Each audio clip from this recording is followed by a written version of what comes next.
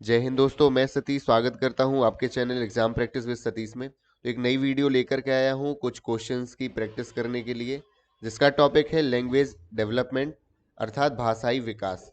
तो चलिए शुरू करते हैं आज की वीडियो, और उम्मीद है ये इस वीडियो के अंत तक काफ़ी कुछ आपको सीखने को मिलेगा, इसलिए वीडियो को अंत तक देखना ना भूलिएगा। चलिए शुरू करते हैं आज की वीडियो। आज की वीडियो का पहला प्रश्न, भाषा कौशल में सबसे कठिन क्या है?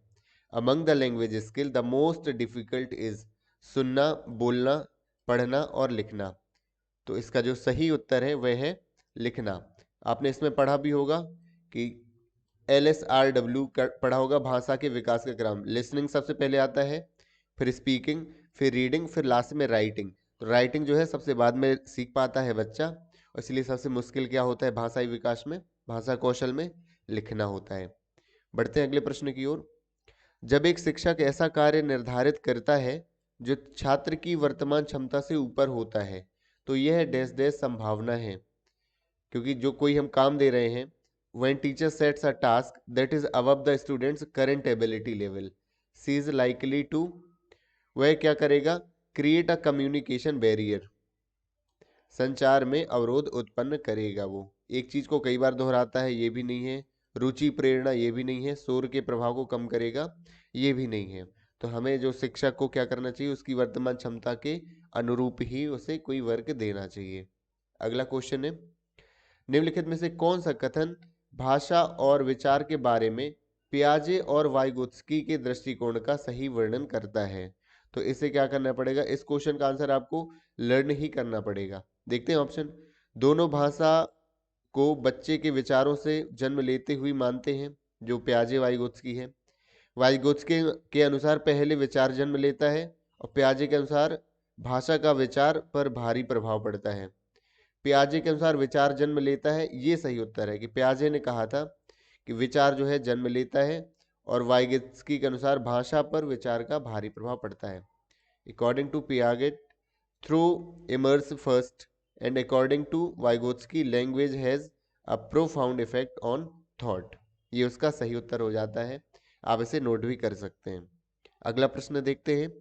जो बच्चे मानवीय संपर्क से अलग रहकर बड़े होते हैं, the children is raised in isolation from the human contact often show extreme long lasting language deficit। उसमें भाषा की कमी नजर आती है, और जो शायद ही बाद में कभी दूर होता है।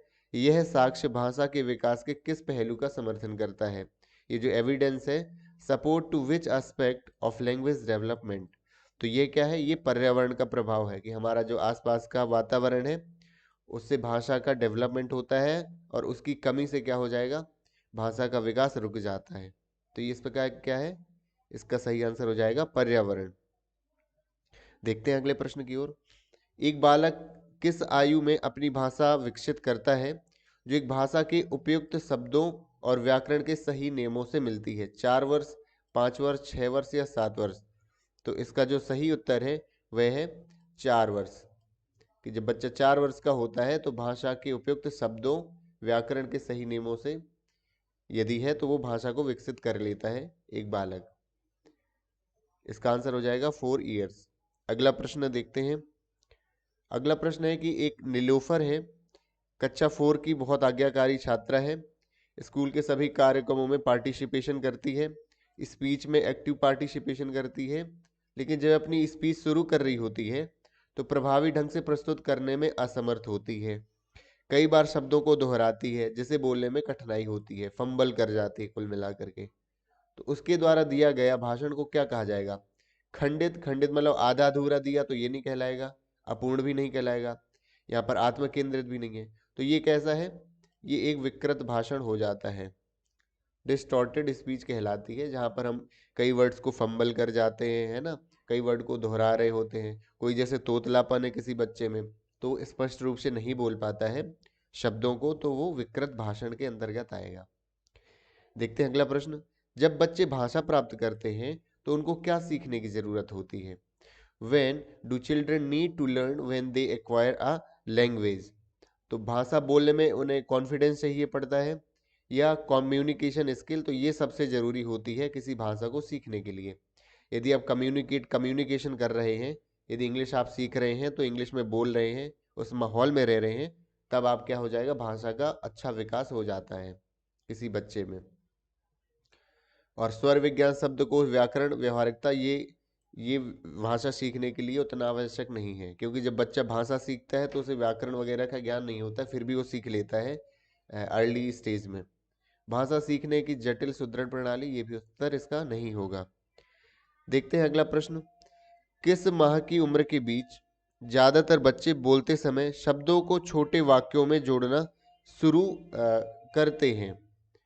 तो इसके जो सही उत्तर है वह है 18 और 24 माह के बच्चे। 18 से 24 माह का मतलब क्या हुआ, 1.5 से 2 साल के जो बच्चे होते हैं वे क्या करते हैं, छोटे वाक्यों को बोलना शुरू कर देते हैं, छोटे छोटे वाक्य को, है ना। मध्य बाल्यावस्था में भाषण डैश डैश के बजाय डैश डैश अधिक होता है। आपको बताना है, in middle childhood speech is more rather than, तो क्या होता है, सामाजिक के बजाय अहम केंद्र ज्यादा होता है, उनकी जो बोलना होता है मध्य बाल्यावस्था में। तो सोशलिस्ट की जगह क्या होता है, अहम केंद्र ज्यादा होता है।